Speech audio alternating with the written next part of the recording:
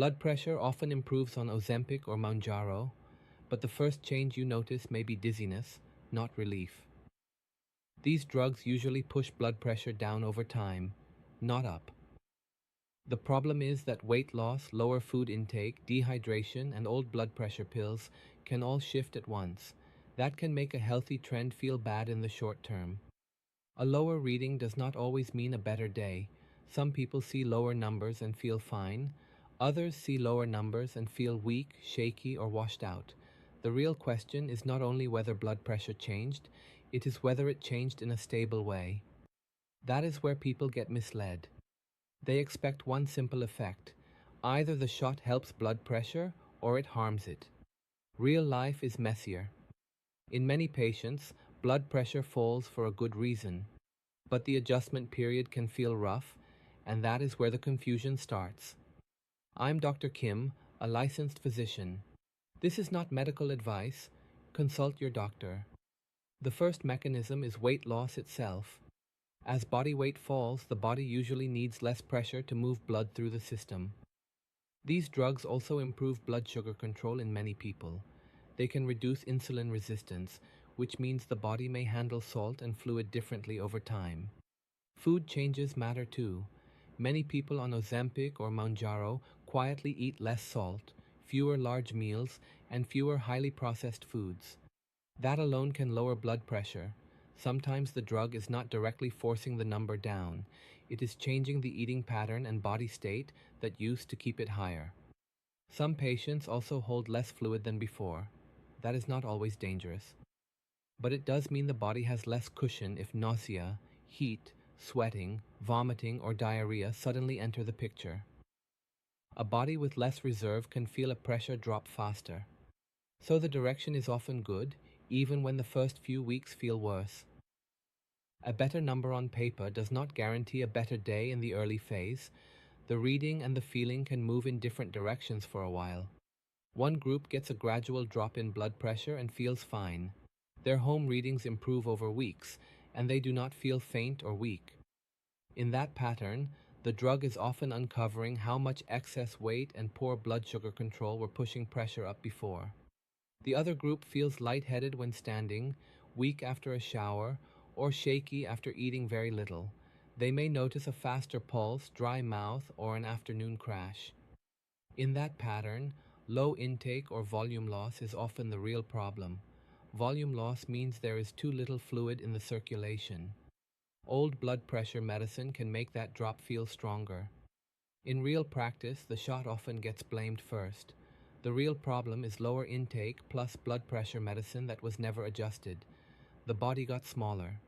Food intake fell, fluid intake fell, and the same morning blood pressure pills stayed in place.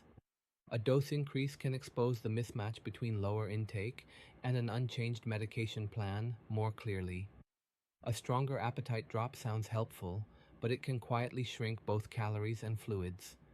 Add nausea, vomiting, diarrhea, hot weather, or a diuretic, meaning a water pill. Then blood pressure can fall harder than expected, even though the drug is not directly damaging the heart. That same washed out feeling makes many people assume it must be low blood sugar.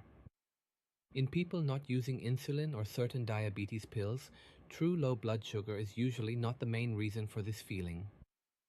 Much more often, the problem is lower blood pressure, dehydration, or simply not eating enough to feel steady. The same drop in pressure or fluid can also make the heart feel faster. When pressure falls, the body may try to compensate by speeding the pulse up. That can feel like anxiety. Sometimes it is just the body trying to keep enough blood moving to the brain when you stand. So what should make you worry? Repeated lightheadedness when standing matters. Feeling weak after a shower matters too. New fogginess, near fainting, or low readings with symptoms also matter. Those are clues that your blood pressure may be dropping in a way that needs review. Some warning signs mean you should seek help more quickly. Passing out is not something to watch casually at home. Chest pain is not something to monitor for 2 more days. Severe vomiting, confusion, or being unable to keep fluids down can push this beyond simple home tracking. Do not base the whole decision on one dramatic reading. The pattern around it matters more. A mildly low number without symptoms may matter less than a trend plus weakness. Dizziness, poor intake, a recent dose increase, and your usual blood pressure medicine matter together. That pattern should tell you when to call your doctor. It can show that your blood pressure medicine may need to change. Check blood pressure when you are calm and seated. If your clinician has advised it, check again after standing. Write down the reading, pulse, symptoms, fluid intake, stomach symptoms, and whether you took your usual blood pressure medicine. Then ask whether your old blood pressure plan still fits your current body. That answer often changes after weight loss or lower intake. It can also change after stronger stomach side effects. What helped 6 months ago may now be too much. Do not stop prescribed blood pressure medicine on your own because of a few lower readings. But do not ignore repeated symptoms either. If numbers keep trending down and you feel different, call your clinician. The dose may need to go lower, part of the regimen may need to be held, or the timing may need to change. Checking the medication plan becomes important in older adults, people with kidney disease, and people on several blood pressure drugs. People taking a diuretic can also develop low pressure symptoms faster.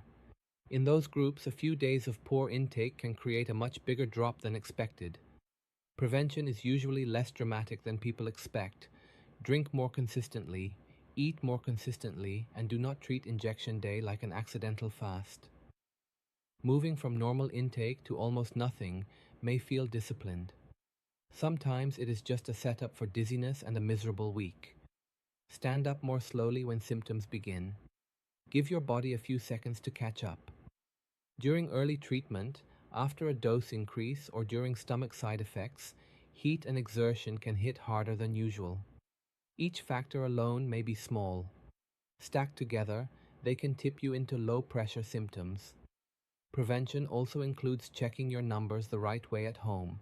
Sit quietly before checking, keep your feet flat, and use the right cuff size.